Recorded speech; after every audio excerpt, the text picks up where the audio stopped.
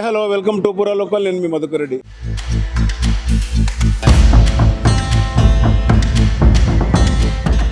మొత్తంగా RTC strike వల్ల ప్రమాదాలు కూడా ఎక్కువగా అవుతున్నాయి.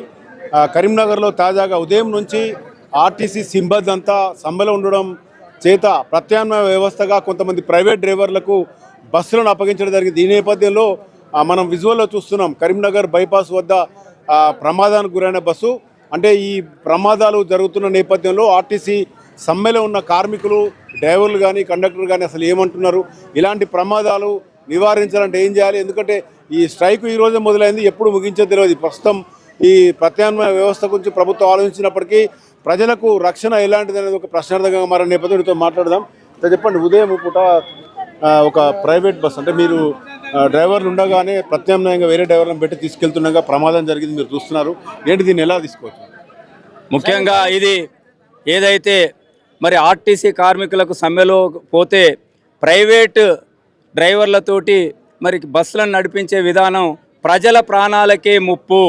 ఈ ఏ మాత్రం ప్రమాదం జరిగినా దీని అంతటికీ మరి బాధ్యత ఇప్పుడున్న రాష్ట్ర ప్రభుత్వాన్ని, అదేవిధంగా మన ఆర్టీసీ మేనేజ్మెంట్ బాధ్యత వహించాల్సి వస్తుంది. ఎందుకంటే ఆర్టీసీ డ్రైవర్లు నిష్ణాతులైన డ్రైవర్లు ఉంటారు. ఆర్టీసీ డ్రైవర్లు చాలా జాగ్రత్తగా నియమ నిబంధనలతోటి పాటించుకుంటూ మరి డ్రైవింగ్ చేస్తారు. అదే ఇప్పుడు ఆర్టీసీ డ్రైవర్లు, కండక్టర్లు ఈ మొత్తం సమ్మెలో ఉన్నప్పుడు మరి జిద్దుకు పోయి మేము బస్సులు నడిపిస్తాను అని చెప్పి చూయించుకోవడానికి మరి శిక్షణ లేని డ్రైవర్లను ఇచ్చి మరి బస్సులను పంపించడం వల్ల ప్రమాదాలకు గురేది ఉంది. దానివల్ల ప్రజానికం నష్టపోతారు. మరి ప్రజలను క్షేమంగా చూసుకుంటామనే ప్రభుత్వము ప్రజలకు సౌకర్యాలు మెరుగుపరిచి వాళ్ళ గమ్యస్థానాలకు చేస్తామనే యాజమాన్యము ఇవాళ మరి పొద్దుగాల జరిగిన సంఘటనకు పూర్తి బాధ్యత వహించాలని మేము డిమాండ్ చేస్తూ ఉన్నాం. అదేవిధంగా ముఖ్యంగా ఏదైతే మేము ఈ స్ట్రైక్కు పోవలసిన పరిస్థితులు వచ్చినాయో అవి మా సొంత గొంతమ్మ కోరికలు కావు. గతంలో కాంగ్రెస్ ప్రభుత్వము మరి అధికారంలోకి రాకముందు, ఎన్నికల కంటే ముందు మేనిఫెస్టోలో పెట్టిన సమస్యలు మాత్రమే. దాదాపు 2.5 సంవత్సరాల సమయం ఇచ్చినాము, అయినా కూడా ఏ ఒక్క సమస్యను పరిష్కరించకుండా నెలకు దాదాపు 1000-2000 మంది రిటైర్డ్ అవుతున్నా కూడా పర్మనెంట్ రిక్రూట్మెంట్ లేకుండా, కారుణ్య నియామకాలను కూడా పర్మనెంట్ రిక్రూట్మెంట్ చేయకుండా అవుట్సోర్సింగ్ విధానాన్ని ప్రవేశపెట్టి, అదేవిధంగా ఇంకొక పక్కకు మరి చాప కింద నీరులాగా ప్రైవేటీకరణకు రంగాలు సిద్ధం చేస్తూ ఎలక్ట్రిక్ బస్సుల బూచి చూయించి ఎలక్ట్రిక్ బస్సుల పేరు మీద ప్రైవేటు వ్యవస్థలకు మరి డిపో జాగలను ఆర్టీసీ సంస్థకు సంబంధించిన జాగలను అప్పజెప్పడాన్ని మేము పూర్తిగా వ్యతిరేకిస్తున్నాం.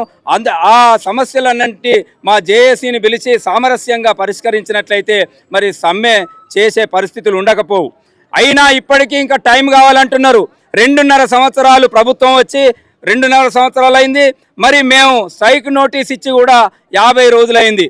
ఇంకా టైం కావాలని లాస్ట్ రోజు ఒక కమిటీని వేసి కాలయాపన జరగడానికి మన రవాణా మంత్రి గారు మరి ఈ కాలయాపన చేయడం సరికాదని చెప్పి, సేమ్ కరీంనగర్ జిల్లాకు సంబంధించిన వాస్తవ్యుడు కాబట్టి మరి పరిస్థితులను మరి చక్కదిద్దే పరిస్థితి ఉండాలని చెప్పి రాష్ట్ర జేఏసీని పిలిచి చర్చలకు పిలిచి సమస్యలను సామరస్య ధోరణిగా పరిష్కరించి ప్రజలకు మళ్ళా చిన్న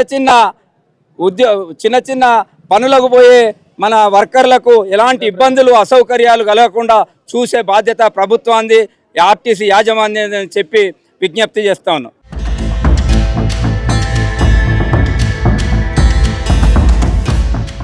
ఇప్పుడు ప్రైవేటు యాజమాన్యం నడిపిస్తున్న క్రమంలో ఇప్పుడు మనం బస్టాండ్లో క్లియర్గా చూస్తున్నాం, కండక్టర్ లేకపోవడంతో బస్సులన్నీ కూడా ఫ్రీగా పోతున్నాయి. గతంలో మహిళలకి ఫ్రీ ఉండేది, ఇప్పుడు పురుషులు కూడా ఫ్రీగా.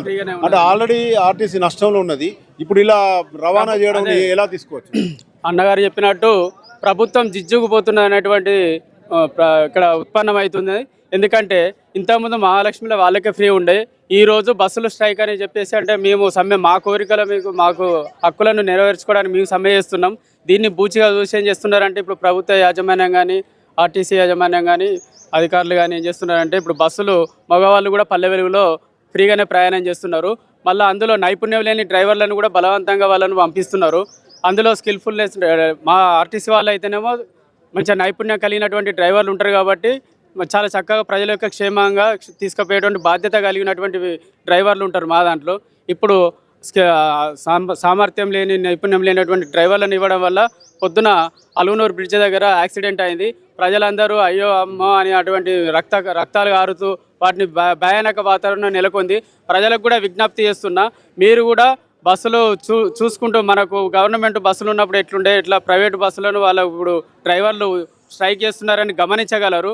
కాబట్టి ఈ అధికారులు తర్వాత మంత్రివర్గము మా రవాణా మినిస్టర్ గారికి ముఖ్యంగా విన్నవించినది ఏమనగా, మేము ఇది వ్యతిరేకంగా కాదు, ఇది మీరు కూడా ఉద్యమకారులే, మీరు కూడా విద్యార్థి సంఘ నాయకులు, పూర్తిగా ఆలోచించి మా యొక్క సమ్మెకు మీ మీద మీ ప్రభుత్వం మీద కోపంతో కాదు, మా యొక్క హక్కులను మా యొక్క మీరు మేనిఫెస్టోలో పెట్టినటువంటి వాటి డిమాండ్లనే నెరవేర్చమని అడుగుతున్నాం. మొత్తంగా చూస్తే కరీంనగర్ జిల్లాకు సంబంధించి ఆర్టీసీ సమ్మె కొనసాగుతుంది. ఓవైపు ప్రత్యామ్నాయంగా ప్రభుత్వం ఏర్పాటు చేసిన డ్రైవర్లు బస్సులు నడుపుతుండగా మరోవైపు అద్దె బస్సులు కూడా ఉన్నాయి. ఇందులో మొత్తం ఉమ్మడి జిల్లాకు సంబంధించి 11 డిపోల్లో 903 బస్సులకు గాను 489 బస్సులు ఆర్టీసీ సంబంధించే కాగా మిగతా అన్ని ప్రైవేట్ వ్యవస్థ.